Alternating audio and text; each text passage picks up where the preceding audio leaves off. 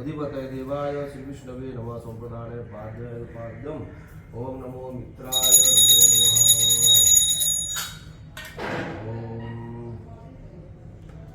नमः ओम तस्मै अर्घाय नमः तस्मै अर्घाय नमः नमो नमः इति गंधा पुष्प तस्मै अर्घाय नमः अधिपतये देवाय श्रीविष्णवे नमः संप्रदाने हस्तरुद्ध अर्घ्यजलं समर्पयामि ओम नमो मित्राय नमः जलम समर्पयामि मित्राय नमो नमः मंगलस्मै आचमंगलाय नमः आचमंगलाय नमः आचमंगलाय नमः ते गंधा पुष्प तस्मै आचमंगलाय नमः अधिपतये देवाय श्रीविष्णवे नमः संप्रदानाय इदम् आचमंगलं समर्पयामि ओम नमो मित्राय नमो नमः आचमन्ते सर्वांगे स्नानिकाय नमः स्नानिकाय नमः स्नानिकाय नमः अधिपतये देवाय श्रीविष्णवे नमः संप्रदानाय स्नानिकम् ओम नमो मित्राय नमः मंगलस्मै घोड़ात्मलानो घोड़ात्मलानो घोड़ात्मलान्ते गंधपुष्प घोड़ात्मलानो तय देवाय श्रीविष्णवे नमः संप्रदानाय घोड़ात्मलं समर्पयामि नमो मित्राय नमो नमः ओम एषः गन्धं नमो मित्राय नमः यते गन्धः पुष्पं नमो मित्राय नमः सतन्दन तुलसी पत्रं समर्पयामि तुलसी दलानि समर्पयामि मित्राय नमो नमः भूदेव मित्राय मित्राय नमः भव शुभकरण विद्याय शुभकरणामन्न फलमिष्टान्नविद्याय नमः अधिपतये देवाय श्रीविष्णवे नमः पिता संप्रदानाय नमो मित्राय नमो नमः नैवेद्यं निवेदयामि मित्राय नमो नमः अमृतो वस्त्रमशुद्धनाय स्वाहा आनन्दजलम् आचमनं मित्राय नमो नमः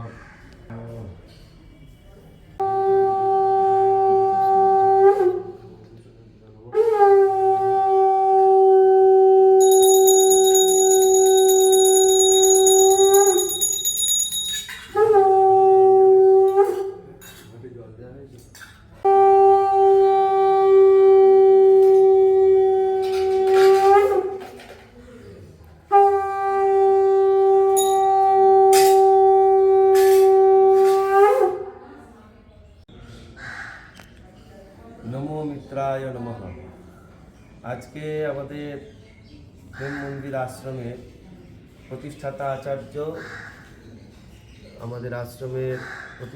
আচার্য শ্রীমৎ তারানন্দ ব্রহ্মচারীজি মহারাজ তিনি প্রেম মন্দির আশ্রম প্রতিষ্ঠার সময় তার মাতৃদেবী শৈলনন্দিনী দেবীকে তিনি সঙ্গে করে নিয়ে এসেছিলেন এবং এই প্রেম মন্দির প্রতিষ্ঠা লগ্ন থেকেই তিনি তার মাতৃদেবীর সঙ্গে আশ্রমে থাকতেন।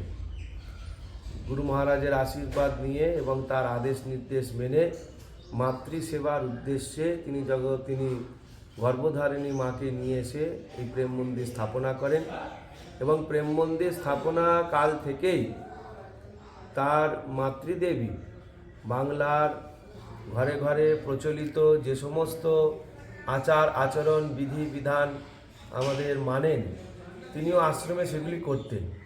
তিনি আশ্রমে রান্না পূজা করতেন, দশহরার পূজা করতেন এবং যত বার ব্রতাদি বাংলার যারা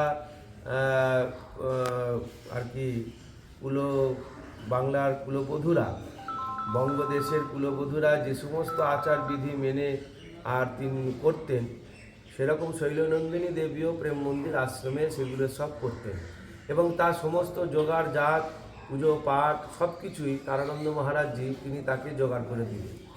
মায়ের যাবতীয় বার ব্রতাদি সব কিছু তিনি নির্বাহ করতেন। আশ্রমে কুলি মঙ্গলবার হওয়া যেটা বাংলার গৃহবধূরা করতেন, কুলি মঙ্গলবার করা, ঋতু পুজো করা, অন্যান্য বার ব্রত সব, তারপরে আমাদের রান্না পুজো করা সব কিছু এখানে আশ্রমে প্রচলিত ছিল। মা যা যা করতেন সেটাই তিনি খুব সানন্দে আশ্রমে পালন করতেন।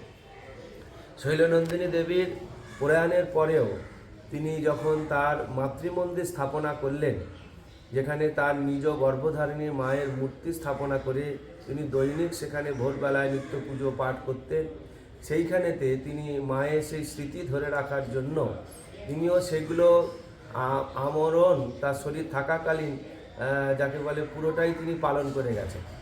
আমাদের মাতৃমন্দিরেতে তারপরে ইটু ঘট স্থাপনা হতো, আশ্রমে রান্না পুজো ইত্যাদি প্রচলন ছিল তার জীবদ্দশায়তে, সবটাই তিনি করতেন।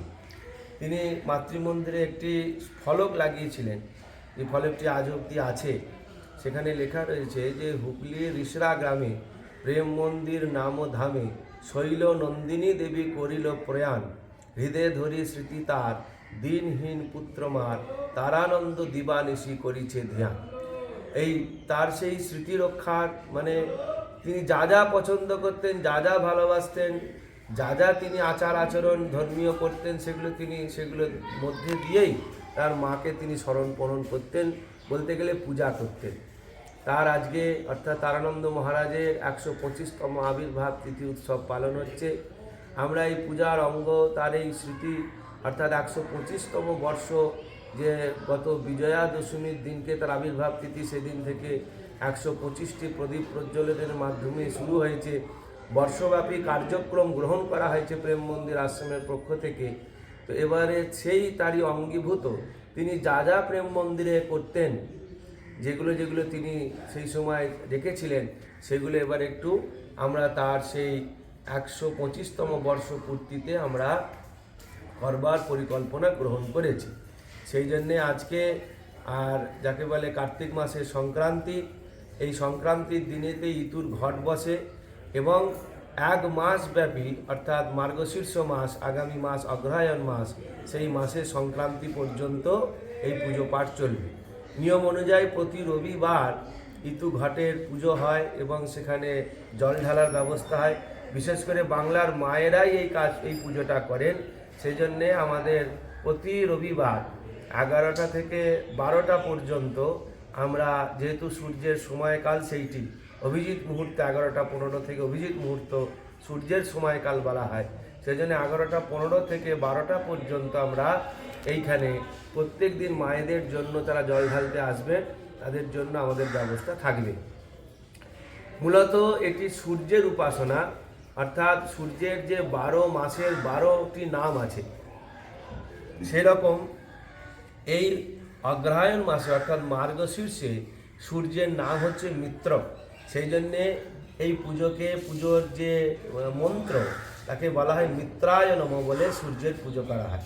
এর পরের মাসে যেরকম পৌষ মাসে সূর্যের নাম হচ্ছে বিষ্ণু, পৌষে বিষ্ণু সনাতনাহ।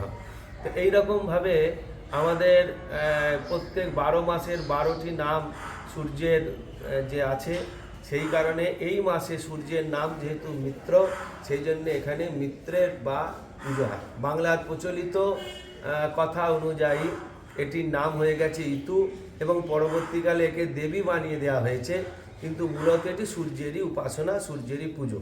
যেহেতু বিষ্ণুপতি সংক্রান্তি আজকে, সেই সংক্রান্তি সূর্যের সংক্রমণ হয়, অর্থাৎ সেই জন্য এক রাশি থেকে আর এক রাশিতে বা মাসে যে সূর্যের সংক্রমণ হয়, সেইটাকেই বলা হয় সংক্রান্তি।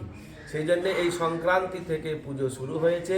মিত্রের পুজো হবে, প্রতি রবিবার পুজো হবে এবং আমরা যারা প্রেম মন্দিরের জানি, প্রেম মন্দির আচার আচরণ জানি, সম্পূর্ণ শাস্ত্র মতে, শাস্ত্র বিধান মতে তারানন্দ মহারাজজি প্রেম মন্দিরকে প্রতিষ্ঠা করেছিলেন এবং এখানকার মূল ভিত্তি হচ্ছে শাস্ত্র রক্ষা করা। সেই জন্যে এই যে শাস্ত্রকে রক্ষা করার জন্য তিনি যে প্রয়াস করেছিলেন, সেই জন্য আমরা তাকে স্মরণমরণ করছি। 125তম বর্ষে সকলকে আহ্বান জানাই, প্রতি রবিবার দিনকে জল ঢালার ব্যবস্থা থাকবে, আপনারা আসবেন। নমস্কার। জবা কুসুম সংকাশম কাশ্যপেয়ম মহাদ্ভুতিম ধ্বন্তারিম সর্বপাপহনম প্রণতস্মি দিবাকরম।